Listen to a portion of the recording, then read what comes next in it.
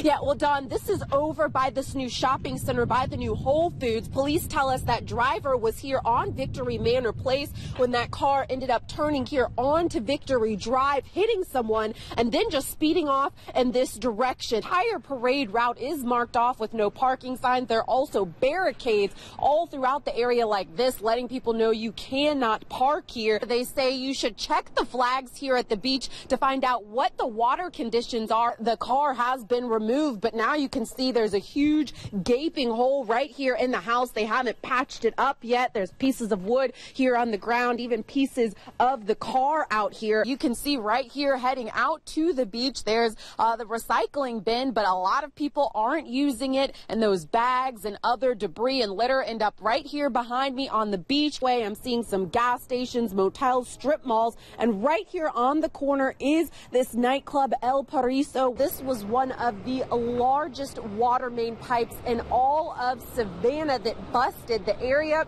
still blocked off right now, but take a look. Yeah, that's right. 2 adults, and police say they were fighting. It turned into a shooting, and then the suspect ran off. Now, Metro Police say they got the call around 4 yesterday afternoon for the shooting here on Mitchell Street. When they arrived, they found 51-year-old Christopher Scott with a gunshot wound to the leg. A neighbor tipped officers off that his brother, Jason Scott, had run to a shed behind a home on nearby Cimarron Street. SWAT officers were called in when police saw Jason Scott had a weapon, and shortly after, he surrendered to officers. Metro Police have now charged 26-year-old Jason Scott with aggravated assault and possession of a firearm by a convicted felon. And police say in this case, unlike so many others, they actually did get a lot of help from people in the community coming forward with information.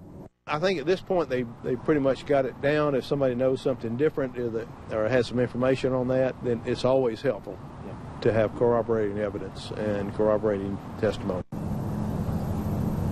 Jason Scott is being held behind bars. His brother was taken to the hospital and is expected to recover. Reporting live in Savannah, I'm Whitney Harris, WTOC News. Very serious diarrhea. I can tell you a Lifestar helicopter just left. A second Lifestar helicopter that you're looking at right now just landed here on I-16. We're seeing ambulances still arriving, people being carried out on stretchers, several people injured here, many of them very seriously injured. We haven't been able to confirm any fatalities yet. We're not sure whether or not anyone has died, but I can tell you I've seen some very serious injuries, people standing here on the side of the road bloodied and being taken out by ambulance. This is, again, I-16 eastbound. This is heading towards the exit for 142. We're at about mile marker 143. This is the second accident. Earlier, there was an accident about a half a mile down on I-16 between a semi-truck and a mobile home or a motor home. And then this second accident a few hours later, completely blocking off all of 16. You see that that stretcher right there. If we can kind of pan around to the other side here, I want to show you what I-16 looks like going eastbound. You can see how many police, firefighters, ambulances are here on the scene. I believe I would say at least 10 cars and trucks involved in this accident. One of the trucks on fire. So again, a very active scene right now. If we get anything else this morning, of course, we'll pass it along to you on social media and right here on air on WTOC. Guys, back to you. Doctors say even though e-cigarettes likely don't have as many cancer-causing chemicals, they still have a whole host of other issues, but that doesn't keep kids from trying to get their hands on them.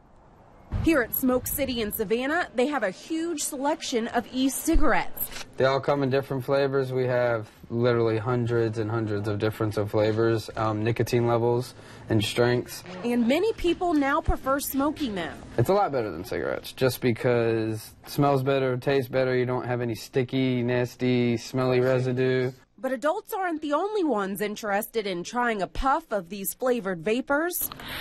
But that's the only thing I don't like about these. Kids are trending to smoke these just because they're not cigarettes, and you know it's the new cool thing, so you do see a lot of younger kids trying to have these. I think it's the cool thing right now, and they think it's safe because, you know, we definitely think it's less likely to cause cancer. Even though you still have to be 18 to buy e-cigarettes, many studies show younger teens are now getting their hands on them. But the addictive part of it is what we're really concerned about, that it could change the way kids think and behave on a daily basis. And so we don't want them to start those addictive behaviors at a young age. Doctors say a normal cigarette only gives the smoker about 1 milligram of nicotine, but an e-cigarette cartridge can have up to 20 milligrams. Even half of that, as little as 10 milligrams, can be lethal for a child. Children can really get into them. If they drink the liquid, it could kill them. So parents should keep them away from kids at all cost. Try to avoid them. If they have to use them, definitely treat them like a poison, put them out of reach. Doctors recommend patches, gum, or any other remedy over e-cigarettes for anyone who's trying to quit smoking. Whitney Harris, WTOC News. Jay Wheeler was told he didn't have enough physical therapy to qualify for prosthetic legs, so he decided to come here to the local gym and take matters into his own hands. Jay Wheeler goes hard at the gym, and he doesn't let the fact that he's in a wheelchair hold him back. There you go. If somebody else can do something, I'm going to do something, but I'm going to do it better. But he's always been tough. More than a decade ago, during a routine jump with his Army Airborne unit, conditions turned bad and his parachute wouldn't open. It felt like you were just falling that much faster because my parachute was like, it was like right beside me. That incident caused severe head trauma and put Jay in a wheelchair. It's been very rough, seeing the pain he's in. In January, Jay became a double amputee, and then another major hurdle. The Wheelers say they were told by the Tampa VA that he wasn't strong enough for prosthetics yet and that he may never walk again. But Jay's a big guy, an athlete. He wasn't going to take this one sitting down. Come on, Jay, you got this. He met other vets at the Savannah Anytime Fitness, and together they formed a workout group and a friendship. I'm not going to let him be in that chair and let the chair define him. Jay hopes soon he'll prove he's strong enough for prosthetics. Not just to walk again, but the most important thing for me was to be able to, to play with the kids again. And maybe even to walk down the aisle to marry his fiancée. He always says, I'm just a guy. I said, you're not. You're an inspiration to so many people.